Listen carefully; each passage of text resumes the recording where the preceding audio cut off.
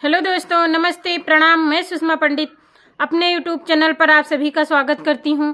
आज मैं आप सबके लिए माँ शारदे का भजन लेके आई हूं। अगर आप लोगों को पसंद आता है तो लाइक कीजिए, शेयर कीजिए और कमेंट में कैसा लगा ये ज़रूर बताएं।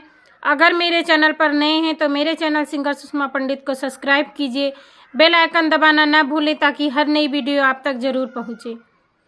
बीड़ा के बजैया सातो सुर के रचैया, हंस पे सवार होके आजा मोरी मैया।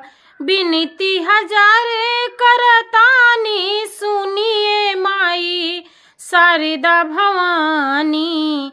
बीड़ा के बजैया सातो सुर के रचैया, हंस पे सवार होके आजा मोरी मैया। बिनती हजार करतानी सुनिए माई शारदा भवानी। जेकरा पे माई तो हर कृपा हो जाला, गुण और ज्ञानी बने जग में पुजाला। जेकरा पे माई तो हर कृपा हो जाला, गुण और ज्ञानी बने जग में पुजाला। सुर में तुझे करा समा जालू माई, सुर में तुझे करा समा जालू माई। सुर सरगम केवा ज्ञाता कहाई, मूर्ख भी बने जाला ज्ञानी सुनिए माई शारदा भवानी।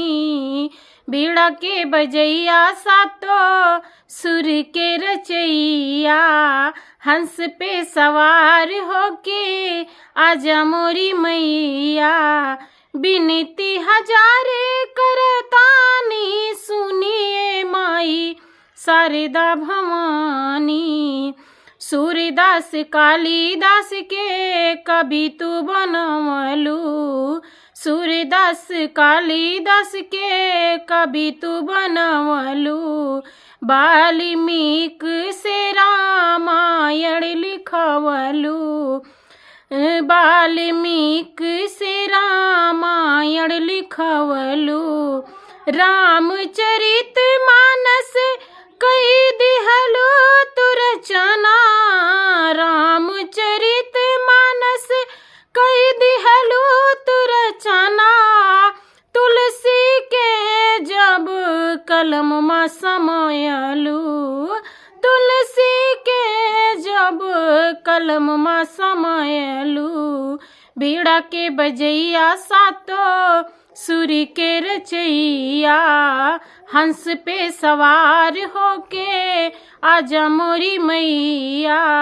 बिनती हजार करतानी सुनिए माई शारदा भवानी।